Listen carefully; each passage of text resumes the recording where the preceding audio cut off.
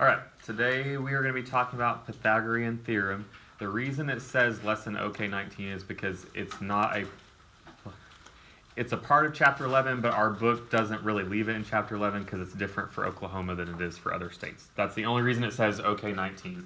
Okay, so it's still basically like a part of what we're doing for chapter 11. All right, have you guys heard of the Pythagorean theorem before? No. Okay, so it has to do with something we talked about yesterday. What did we talk about yesterday? Triangles. Pythagorean theorem deals with a specific type of triangle. Can anyone tell me what type? Yes. Right.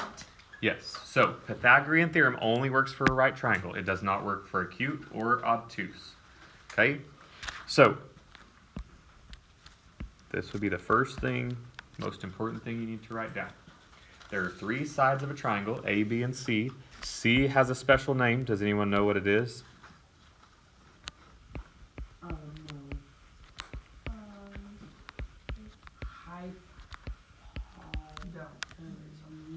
Okay, C is called the hypotenuse. The hypotenuse is always the side that is across from the right angle.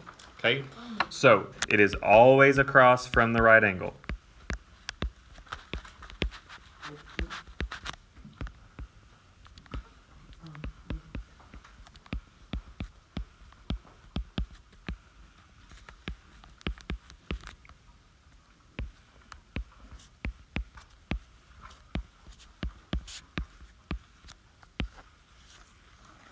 So this is the formula that we will use.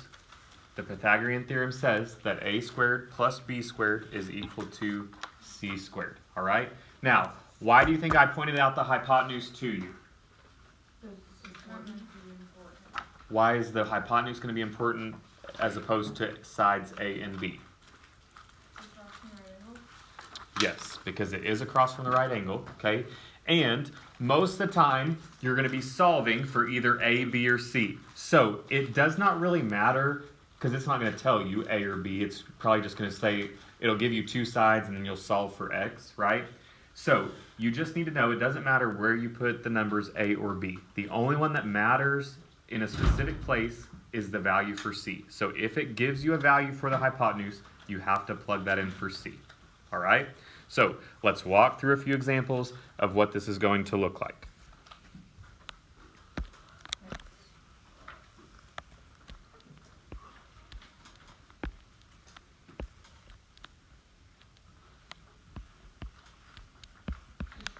How do you get such straight lines? I have a tool that helps me.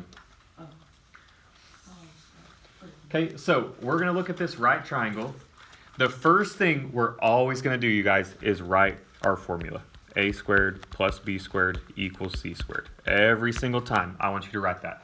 And you just need to get in that habit because when we move on to like volume, area, any of those things, it will be the same way.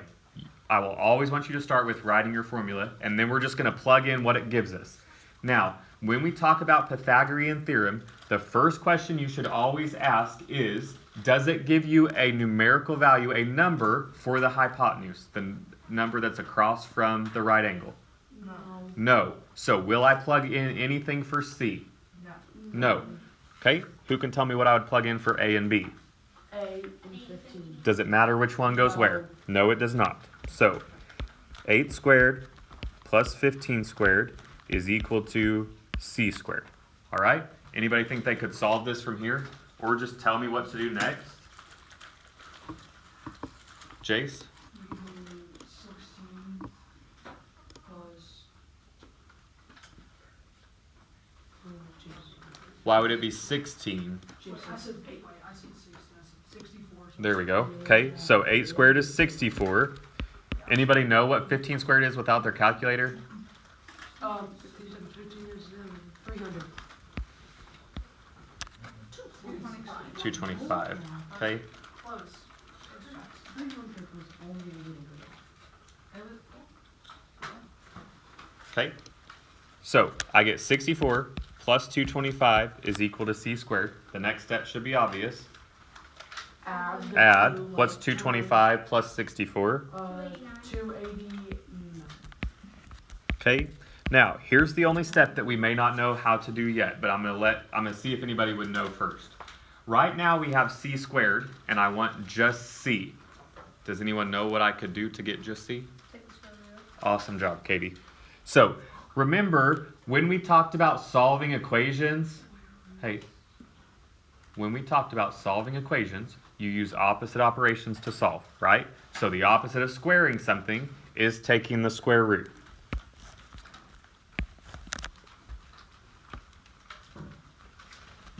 Okay, who can tell me what the square root of 289 is?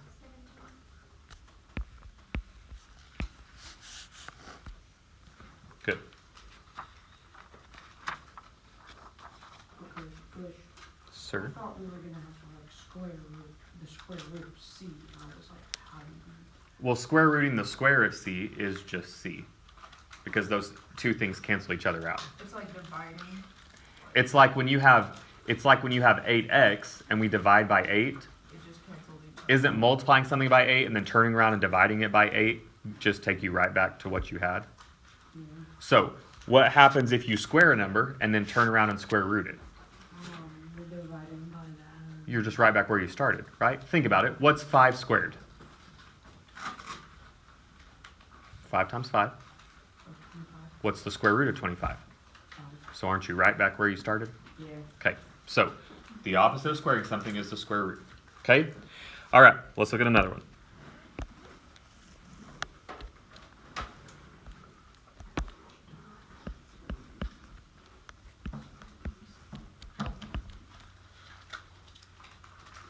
Again, right triangle, what's the first thing I should write down every time? A to a squared, yeah. Always start with your formula, okay? The first thing I should always look for is what? A, B, or C? C. Does it give me a value for C here? Yes. Yes. 40. What is it? 40. 40. Because 40 is across from the right angle. So I'm going to plug in 40 for C. Does it matter now if I plug in 25 for A or 25 for B? No. No. Just choose one. I'm going to plug it in for B. If you chose A, that's fine. You'll work it the same way. So we did A. Okay? All right? What would I get? A squared plus what? A squared plus 250. No, Nope. that's not right. Okay, you all have these tools that you can type it in. Say it again. 625. Okay? Equal to what? Listen, you guys, every person in this room should have their calculator out checking it. Because here's what will happen if you don't do this in your calculator while we go through this. You're going to get to it on your own, and you're going to say, I don't know what to do. So be checking it with me, okay? So right now, this one's different from the other one because the other one, A and B were already on the same side, so we just added them together. So can anyone tell me what I should do differently here, Allie? Good.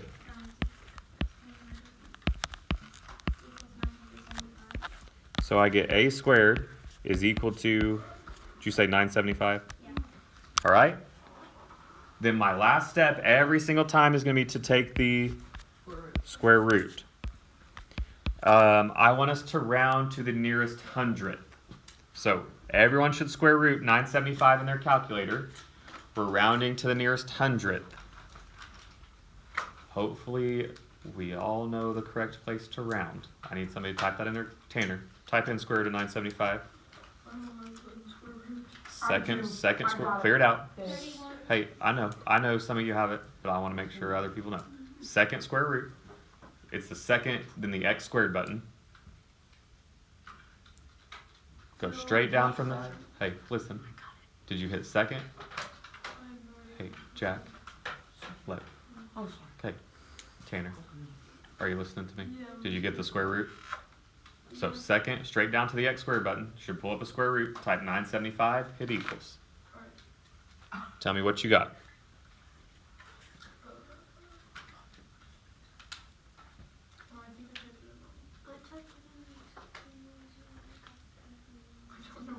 Okay, hey, Tanner, listen to me. Second, go straight down to the x squared button. It should pull up a square root sign. Yes? Type 975, hit equals. What'd you get? Just tell me exactly what it says. 3.22, 3.22? Mine's just 31. 31.224989. He got 31. Okay. So, what would I put? Would I put 31.22 or 31.23? 31.22. 0.22, because the number after it was a 4. Okay? We've got to know our rounding rules. All right? I just got 31. That's because you have this turned on. What? Oh, No, big fish. you had it taken that away. Okay. Does anyone have questions on either of those two? Yes. Are you supposed to type in square root? You hit second and then go straight down to the X squared button. That will pull up the square root. Oh. Hey, you guys, listen, let me tell you this. You know that second button, to know what button to push, you look above the button where the light blue letters are, okay? And it'll tell you what pressing that button will give you, all right? Okay, next thing we're gonna look at, let's say they give you 3 values, 9, 12, 15. And they want you to tell if those could be 3 sides of a right triangle. Does anybody think they could tell me what to do? Oh. What should I start with? A squared plus b squared equals c squared. Okay, Deja, then what would I do? Fill in Okay, what would I plug in for A? 9 squared Plus 12 squared equals, 15 squared. very good. All right, what's 9 squared? 81. 12 squared? 144. And 15 squared? Like 225. Yes. Like 225 or 225? 225. Okay, good. All right, then I only have one other thing to do. What would be that last thing? What's 81 plus 144? What? What's 81.25? Okay, so would those be 3 sides of a right triangle? Yes. Yes. How would I know if they weren't 3 sides of a triangle? If it didn't equal. Okay, somebody else try this one. Katie, go for it. Okay, so a squared plus b squared equals c squared. And then you plug it in for 12 squared plus 14 squared equals 20 squared. Okay, Then 12 squared is 144. 14 squared is 196. good. And 20 squared is 400. All right. Then Then- you're going to add 144 and 196 equals 340. So is 340 equal to 400? No. No. So here's the way you show that. You put a line through your equal sign, right? That means they're not equal. Then we would say these are not sides. All right? Okay, last thing I'm going to show you, and then I think you guys are going to be ready to go. Are you gonna be able to put that on Alex, like the dome? I'm Jackson. Okay, Hunter, ask me that again. Will we be able to put the no on? Oh, you're just going to click if it's a right, like it's all in one, it's going to give you 3 or 4 in one problem, and you'll just click right triangle, not a right triangle. Okay? All right, here's our last one. Because how many problems are there? 10.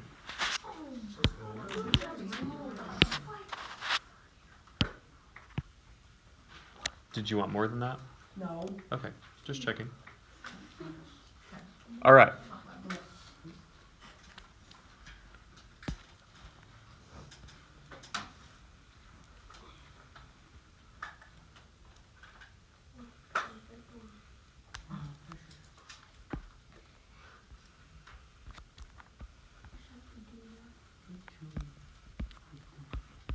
Okay. What if it gave you this? I know that's kind of, let me turn this brightness down. Maybe you can see it a little better. Can you see those lines a little better now? Okay, so what if it said find the distance between points A and B? What have we used on everything today? The Pythagorean. Okay, theorem. but we had to have what type of triangle? Right. Okay, so is it possible for me to make that happen here? Yeah. Yes. Kai, tell me how. Guess so.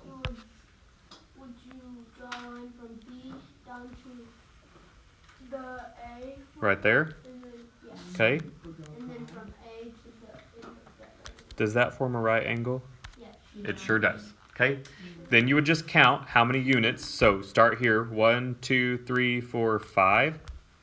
Count up. 1, 2, 3, 4, 5. So if both of those sides are 5, now Kai, can you tell me how to solve? What formula am I using?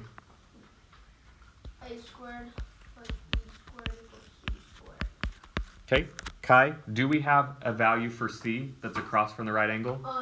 No. Thank you, Kai. So tell me what to plug in. 5 squared plus 5 squared equals C squared. Okay, go ahead and solve, please. Okay, 5 squared is 25 plus 5 squared is 25. It is 50 equals C squared. What's my last step every time? The square root. I've got it. Okay, and I want you to round it to the nearest hundredth, please. So square root 50, round to the nearest hundredth. 7.07. Very good. Okay, how do we feel about today's? Pretty good. We feel okay? No. Anybody have questions? Listen, what are you going to write first every single time? A squared plus B squared. A equals squared C plus B squared equals C squared. What's the most important one that you're looking for? C. C. Does it give you